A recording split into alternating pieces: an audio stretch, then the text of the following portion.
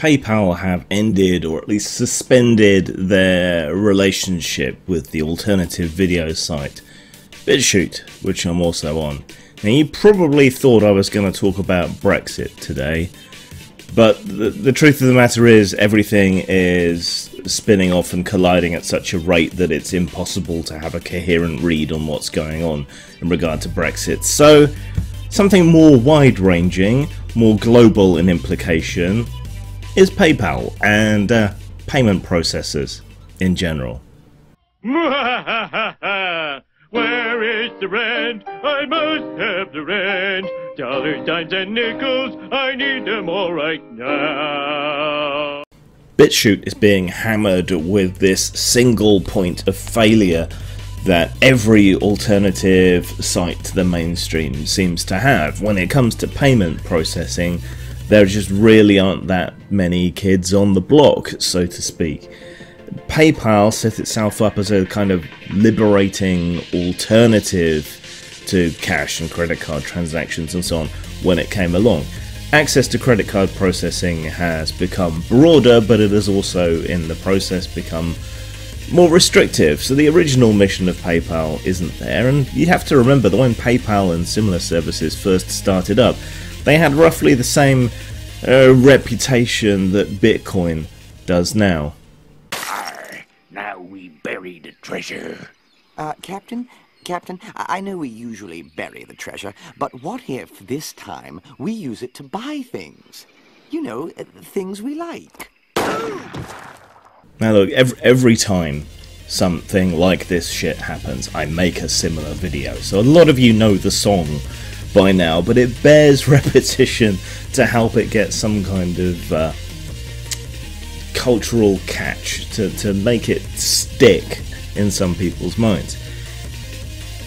Make your own is a valid argument and idea. If a business is doing something in a way that you don't like, set up another one to do it in the way that you do like. But there are problems with that, especially when it comes to near monopolies like PayPal, like Amazon, like YouTube, and so on.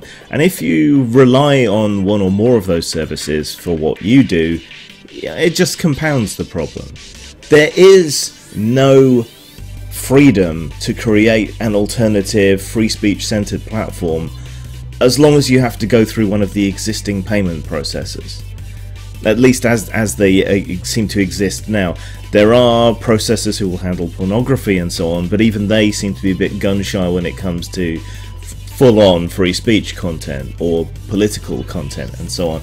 Plus they charge extra, which makes it harder for businesses that are willing to allow adult situations or controversial speech on their platforms, which any free speech platform, worth its while is going to do.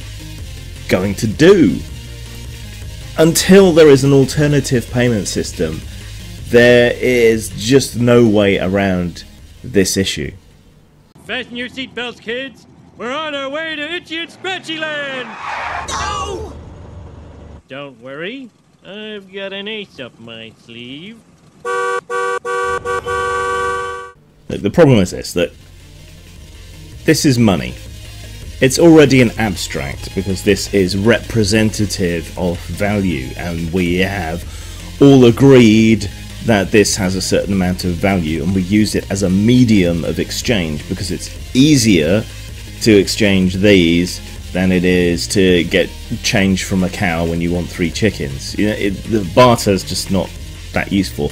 Money is useful as a representation of value, but I could take this nice crisp 20 and I could buy anything that I am legally allowed to from any shop that's licensed to do so, and that wouldn't be too much of a problem. I could even take this 20 and I could score a small amount of weed or get a meth head to give me a blowjob.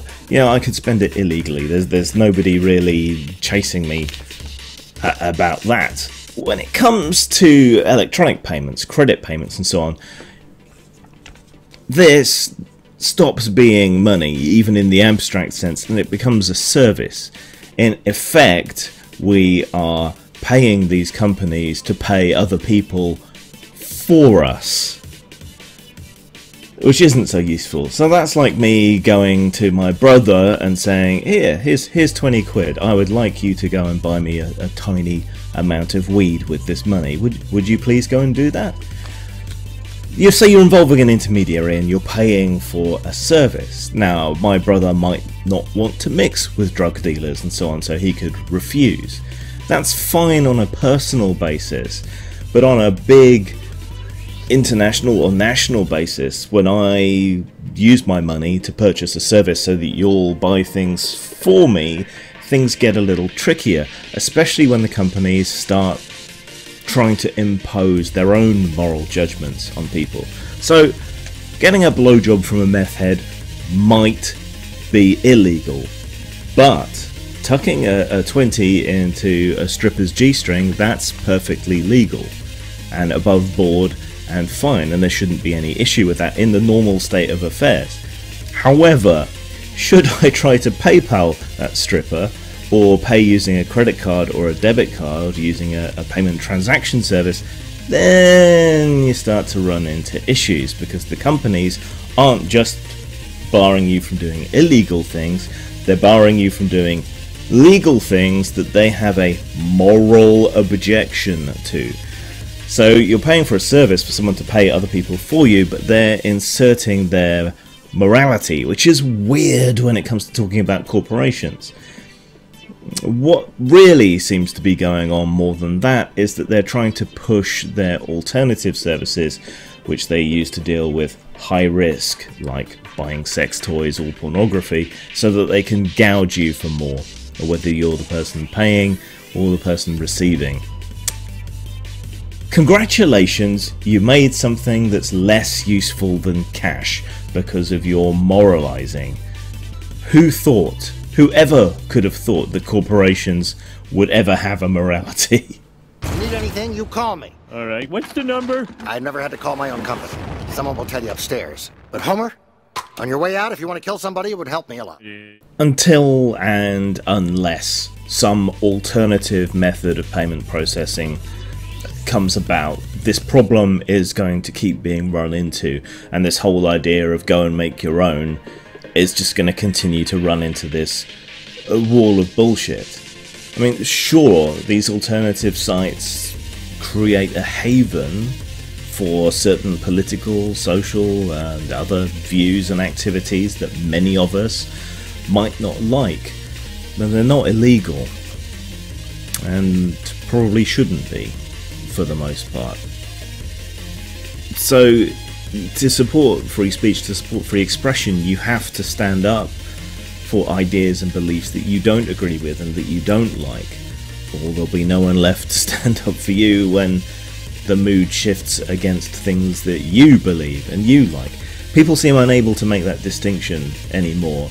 If I stand up for the rights of a fascist or a pornographer or whatever else, it doesn't necessarily mean that I agree with what they're saying or what they're doing or the beliefs they espouse or the products they put out. It means I'm standing for the principle behind that, but people seem to get that completely and utterly confused and to project values onto people who want to defend free expression. It's very frustrating and dangerous and silencing, because many people, I think, who agree with the general principle of free speech are scared into silence for fear of being tarred with the same brush. Until and unless we get past this problem, this is just going to keep happening. And the thing is, any new payment processing company setting up is still going to have to contend with other banks and is likely to get blacklisted from the get-go. So that's not really going to solve the problem. Some kind of legal protection to ensure that you can spend your own money on things that are legal. That would be the only real way to do a complete end run around this, unless someone has some other innovative solution that slips past me. Oh, pick me, teacher! I'm ever so smart! Yes, you at the back, you're going to say Bitcoin, aren't you? Because the blockchain is some people's answer to everything. Just like hemp. is some people's answer to everything. Look, Bitcoin is a good effort, a good stab at this. Cryptocurrency, I should say, as a whole, is a good effort when it comes to this, but it's just not going to work. It's too technical and impenetrable and complicated for your average spod. It's not easy to turn into real money or to spend on actual stuff. There's a high barrier to entry. Nobody trusts it. And they're unlikely to trust it because there's a lot of fly-by-night coins and things.